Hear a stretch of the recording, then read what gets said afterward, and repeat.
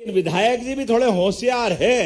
एक डिमांड मेरे पास आई है, उस कॉलेज का नाम अहिल्या माता कर दिया जाए।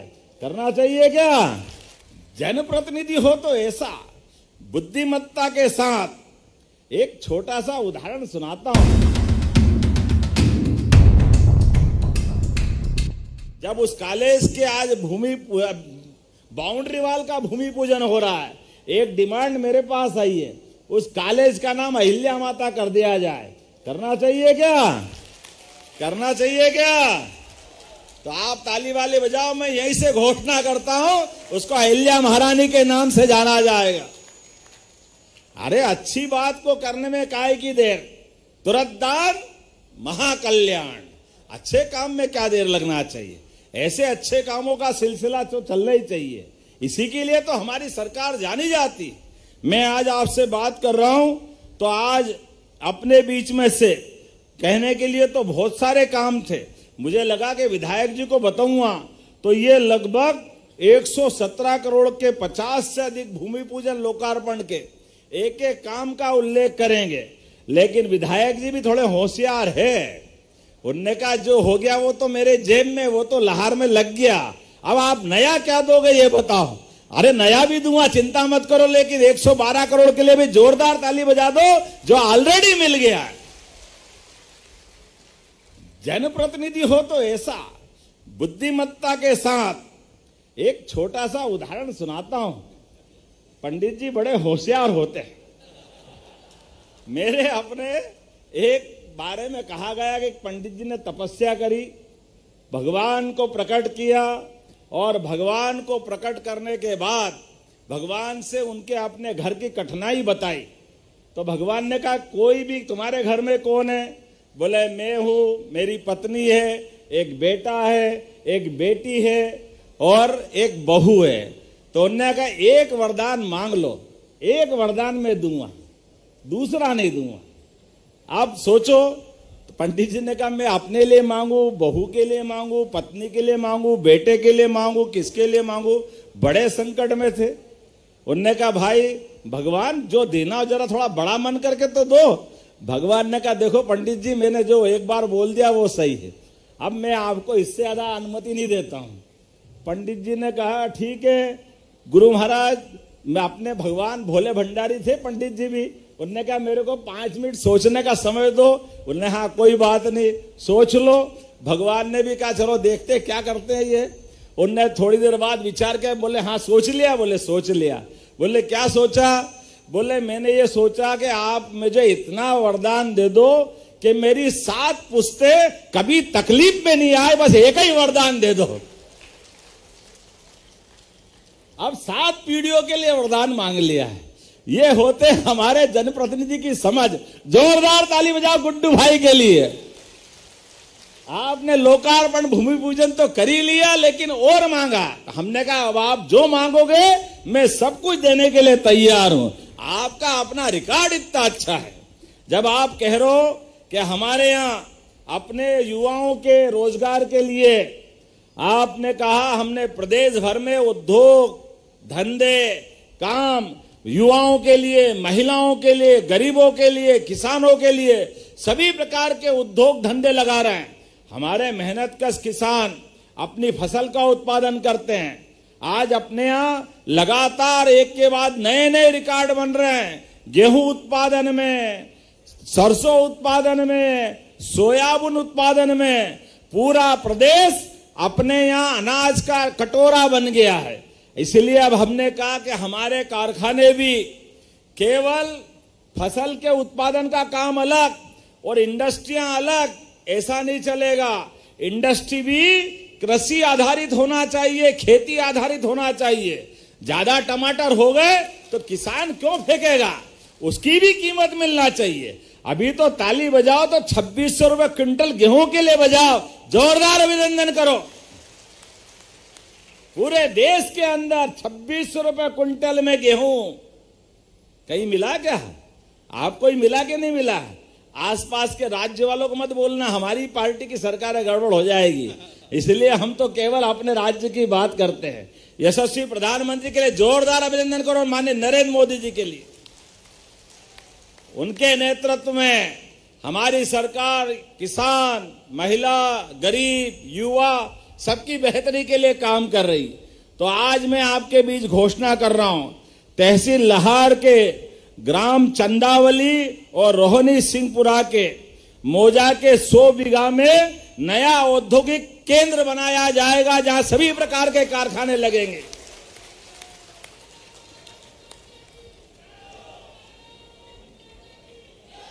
जब भारत माता की जय करना तो ऐसा जयकारा लगे कि पाकिस्तान की छाती फट जाए। बोला भारत माता की, भारत माता की। प्रधानमंत्री नरेंद्र मोदी जिंदाबाद, प्रधानमंत्री नरेंद्र मोदी जिंदाबाद। हमारे बीच यशस्वी प्रधानमंत्री का अभी हमने बीकानेर में कल जो उनका उद्घोष सुना, और हमने उनके उद्घोष से पहले जब से उनकी सरकार बनी है वो समय चला गया जब हमारे बहादुर बांके जवानों के सिर काट करके दुश्मन अपने सीमा में ले जाते थे, दुश्मन देश, और वो कटे हुए सिर से फुटबॉल की तरह मुंडी पे लात मारते थे। जो आदमी का शरीर चला गया उसका अपमान करते थे। मैं आज इस बात को आनंद के साथ आपसे सहभागी होना चाहूंगा। आप देखो, यशस्वी प्रधानमंत्री के बनने के बाद आज पूरा देश तो महफूज है ही। जम्मू कश्मीर के अंदर अब एक बार भी कोई घटना हुई तो घर में घुस के मारने का रिकॉर्ड बनता है। ये है भारत और ये है प्रधानमंत्री नरेंद्र मोदी। जिसने गोली चलाई पहलगाम वाला, उसने कहा था बहन के साथ उसका पति बगीचे में बैठे, वो कोई किसी के साथ कुछ नहीं कर रहे, लेकिन उसके साथ अन्याय करते हुए गोली मारी कायरों ने। अरे दम होता हमारी सेना के जवान के सामने खड़े होकर बता देते, छठी का दूध याद दिला देते। हमारी संस्कृति तो इतनी गौरवशाली संस्कृति है कि कभी किसी के हाथ में तलवार है और सामने वाला निहत्था है तो हमारी संस्कृति तो उसके हाथ में हथियार दे करके अपनी बाजुओं की ताकत बता करके युद्ध में जीतने की हिम्मत रखती है। ये नापाक लोग, ये कायर लोग निरपराध निहत्थे लोगों पर गोली चला करके बड़ी बहादुरी की डीग हाँक रहे थे। एक के बाद एक 22 मिनट का इनका हमला था और 25 मिनट में जाकर के नेस्तनाबूद कर दिया घर में घुस करके। ये है नरेंद्र मोदी जी की सेना और हमारे देश का पराक्रम। मैं बोलने के लिए बहुत सारी बात बोल सकता हूं, लेकिन आज समय की भी सीमा है और मुझे भी जाना, हेलीकॉप्टर उड़ेगा नहीं। लेकिन अभी आपने कहा कि ग्राम मछंडी है ना, कभी बोलने में गलती है तो बता देना। ये पंचायत का गांव है बड़ा, लेकिन इस गांव के लिए आपने कहा नगर परिषद बनाया जाए। मैं नगर परिषद बनाने की घोषणा करता हूं। आपने कहा एक और गांव ग्राम पंचायत असवार, इसको भी नगर परिषद बनाना है। मैं इसको भी नगर परिषद बनाने की घोषणा करता हूं। जब जलगंगा अभियान चल रहा है और 5 तारीख को गंगा दशहरा है और हमारी तो सरकार जल के ऊपर बहुत काम कर रही।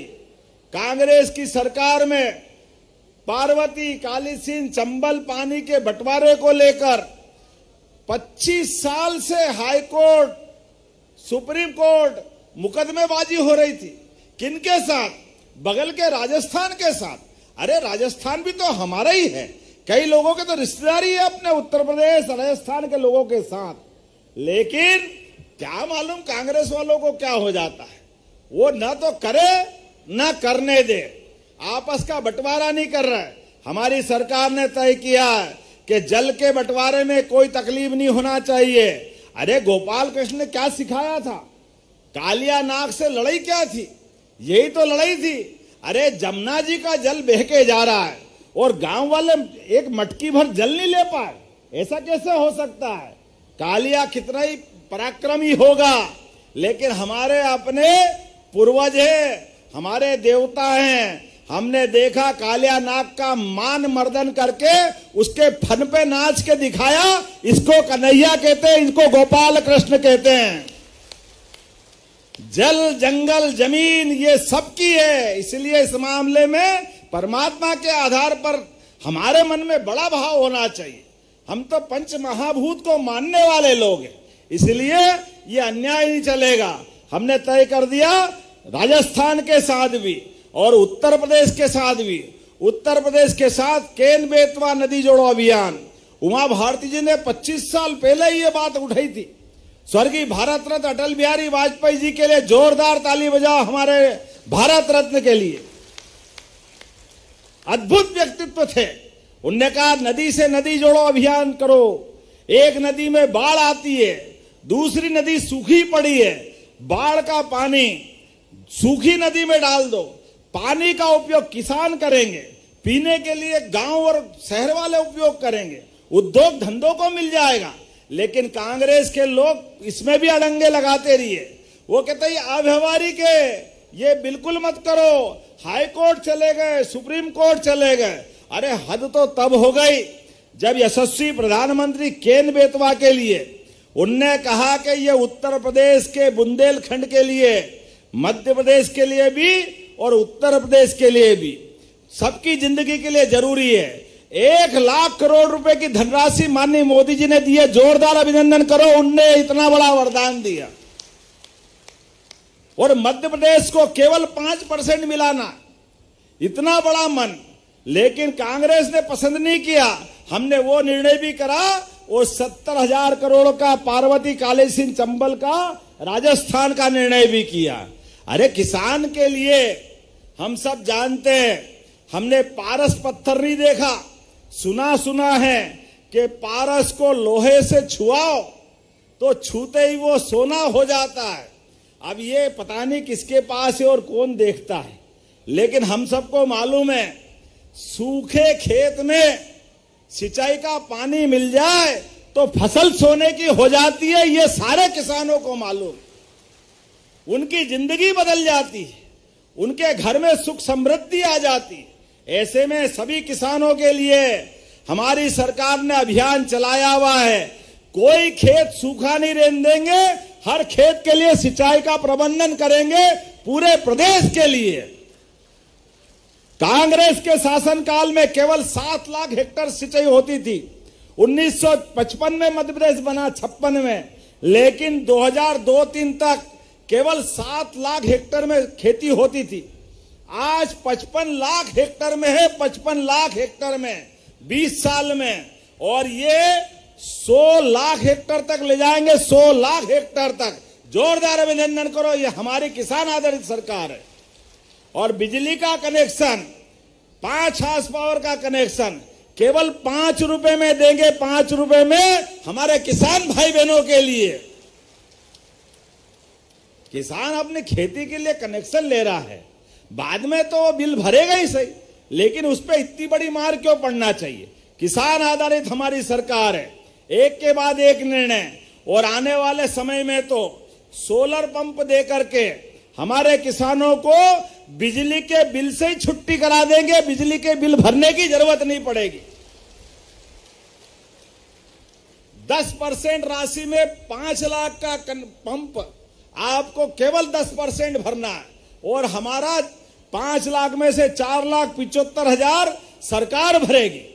2.5 लाख का 5 हाउस पावर का पंप आपको केवल 25,000 देना, 5%, 10%, और हम बाकी पैसा मिलाने वाले। एक के बाद एक सारी चीजों पे ये हमारी सरकार ने तय किया। किसान की जिंदगी आराम से गुजर जाए तो देश अपने आप खुशहाल हो जाएगा, प्रदेश अपने आप खुशहाल हो जाएगा। ये माता बहनें बैठी है, लाडली बहना राशि आपको जो मिल रही है, कांग्रेस तो कह रही थी सरकार बनते ही बंद कर देंगे। ये 1.5 साल हो गया हमारी सरकार को, हमने 1,000 को बढ़ा करके 1250 कर दिया। जोरदार अभिनंदन करो, आपकी राशि बंद नहीं होगी, बहनों की भी राशि लगातार मिलती रहेगी और बढ़ती जाएगी धीरे धीरे। ये 5 साल के लिए सरकार मिली है, हमारे द्वारा किसी क्षेत्र में भी किसानों को भी सम्मान निधि मिल रही है, आपको भी कभी तकलीफ नहीं आएगी। जोरदार अभिनंदन हो किसानों की किसान सम्मान निधि के लिए।